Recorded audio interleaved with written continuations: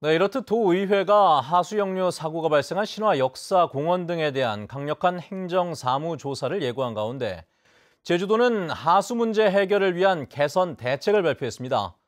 사업장별로 제각각이던 물 사용량 기준을 통일하고 시설관리공단도 설립하기로 했습니다. 박주영 기자의 보도입니다. 지난 8월 하수 역류 사고가 발생한 제주 신화월드. 하수 발생량 산정의 기준이 되는 일일 물 사용량 규정을 절반으로 줄여 적용해서 생긴 일입니다.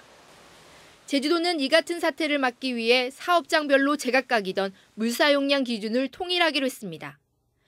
단지형 개발 사업은 하수도 정비 기본계획을, 개별 건축물은 환경부의 건축물 용도별 기준을 적용하도록 했습니다.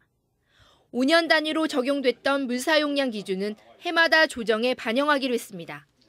최초년도 걸 기준으로 하면 여러 가지 기준이 맞지 않기 때문에 저희들은 매년 이거를 산정해서 그 해 연도에 맞게 기준을 다시 바꾸겠다. 그것이 저희들은 합리적이라고 봅니다. 예.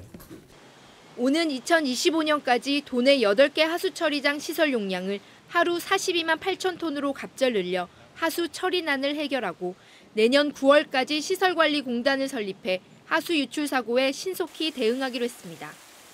개발 사업장의 중수도 시설을 확대하고 원인자 부담금 부과 대상도 강화하기로 했습니다.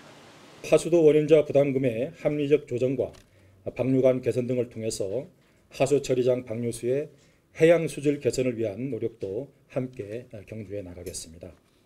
제주도는 행정부지사를 단장으로 9개 실국장이 참여하는 하수관리 종합기획단을 구성해 이 같은 개선 대책을 속도감 있게 추진한다는 계획입니다. 하지만 처리장 증설 과정에서 주민 반대가 속출해 이를 어떻게 해결하느냐가 하수 처리난 해결의 관건이 될 것으로 보입니다. MBC 뉴스 박주연입니다.